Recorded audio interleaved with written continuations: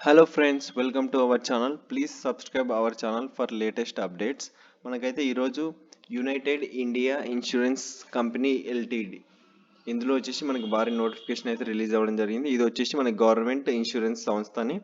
ఇందులో వచ్చేసి 250 వేకెన్సీస్ అయితే రిలీజ్ చేయడం జరిగింది. రిక్వైర్మెంట్ ఆఫ్ 250 అడ్మినిస్ట్రేటివ్ ఆఫీసర్స్కి సంబంధించి 250 నోటిఫికేషన్స్ అయితే రిలీజ్ చేయడం జరిగింది.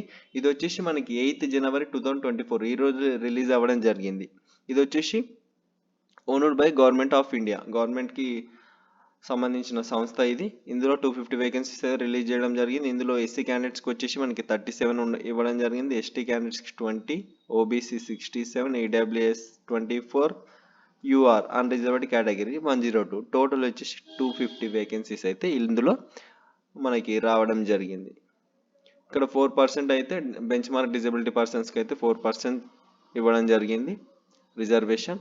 ఇక్కడ వచ్చేసి మనకి సిటిజన్ ఆఫ్ ఇండియా అయి ఉండాలి. 31/12/2023 ఈ డేట్ కల్లా మనకి ఏజ్ 21 to 30 years ఉండాల్సి ఉంటుంది.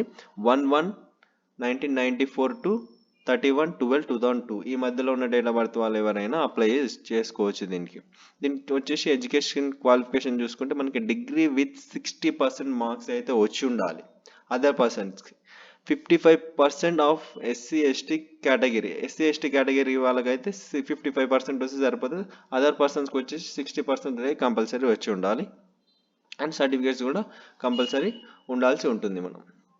నెక్స్ట్ మనం చూసుకుంటే ఏజ్ రిలాక్సేషన్ చూసుకుంటే ఎస్సీ ఎస్టీ క్యాండిడేట్స్కి అయితే 5 years ఇవ్వడం జరిగింది. ఓబీసీ వాళ్ళకైతే 3 years ఇవ్వడం జరిగింది.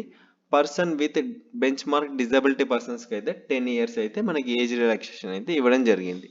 నెక్స్ట్ దీనికి చూసుకుంటే మనకి డీటెయిల్స్ వచ్చేసి మనకి మనకి ఆన్లైన్ రిజిస్ట్రేషన్ వచ్చేసి దీనికి 8 జనవరి 2024న ఆన్లైన్ రిజిస్ట్రేషన్ అయితే స్టార్ట్ అవ్వడం జరిగింది ఈ రోజే.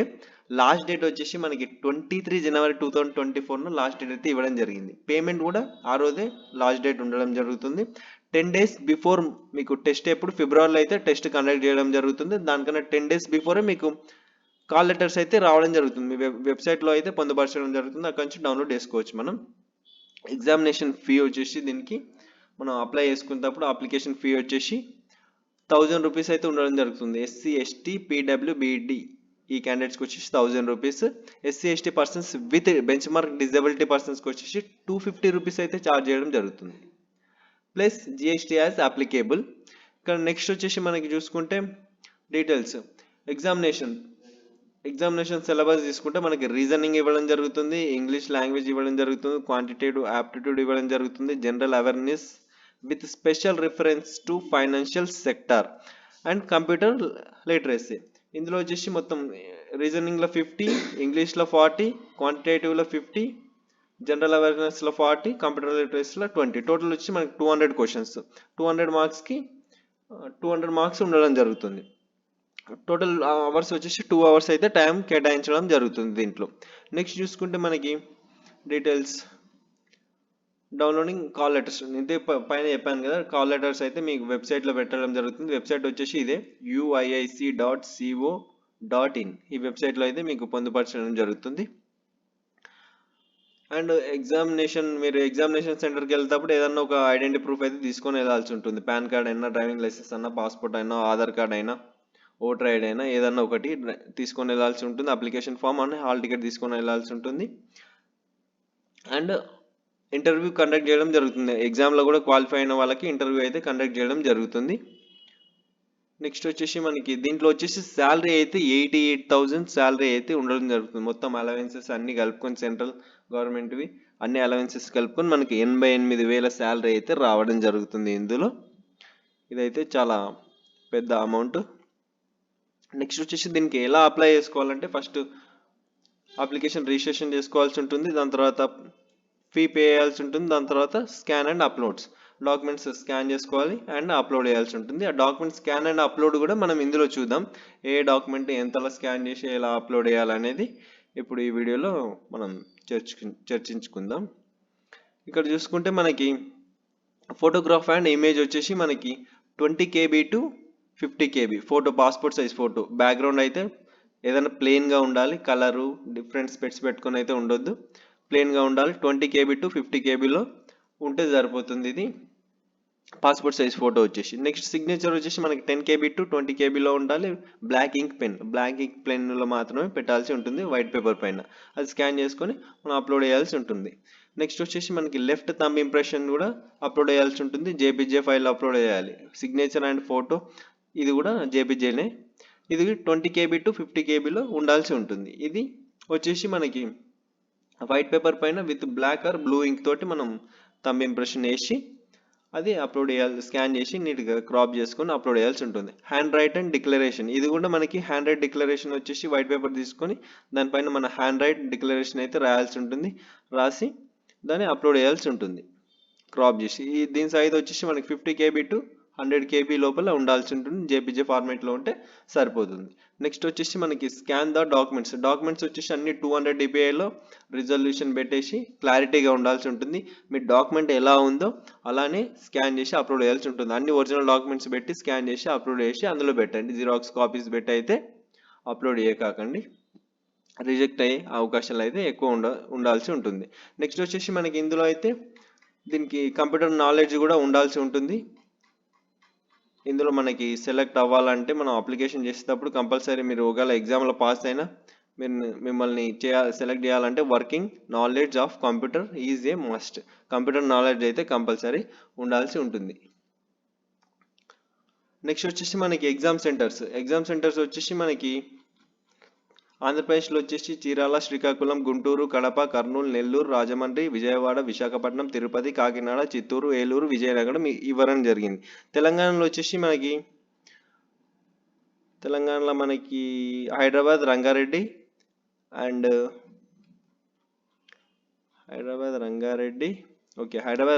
కరీంనగర్, వరంగల్, ఖమ్మం ఇవైతే ఇవ్వడం జరిగింది. నెక్స్ట్ చూసుకుంటే మనకి చిన్న నోట్ కూడా ఇక్కడ ఇవ్వడం జరిగింది. ఆ నోట్ ఏందో మనం ఇప్పుడు నోటిఫికేషన్లో చూద్దాం. ప్లీజ్ ఇక్కడ ఇవ్వడం జరిగింది కదా. డాక్యుమెంట్స్ అన్ని క్లారిటీగా నీట్గా స్కాన్ చేసి అప్లోడ్ చేయమని ఇక్కడ ఇవ్వడం జరిగింది. పాస్పోర్ట్ సైజ్ ఫోటో అయినా, సిగ్నేచర్ అయినా, లెఫ్ట్ థంబ్ ఇంప్రెషన్ అయినా, ఏ డాక్యుమెంట్స్ అయినా నీట్గా స్కాన్ చేసి అప్లోడ్ చేయండి. లేని పక్షంలో మీది రిజెక్ట్ అయ్యే ఛాన్సెస్ అయితే ఉండడం జరిగింది. ఇక్కడ క్లియర్గా మనకి నోట్ మెన్షన్ చేసి అయితే వాళ్ళు ఇవ్వడం జరిగింది. నెక్స్ట్ చూసుకుంటే మనకి ఇక్కడ date of birth, mobile number, name, father name అన్ని డీటెయిల్స్ అయితే క్లారిటీగా మీ డాక్యుమెంట్స్లో ఎలా ఉన్నాయో అలా ఇవ్వడానికి ప్రయత్నించండి. దాని తర్వాత మీరు ఫైనల్ సబ్మిట్ చేసిన తర్వాత అయితే చేంజ్ చేసుకోనికి అయితే ఆప్షన్ ఉండదు.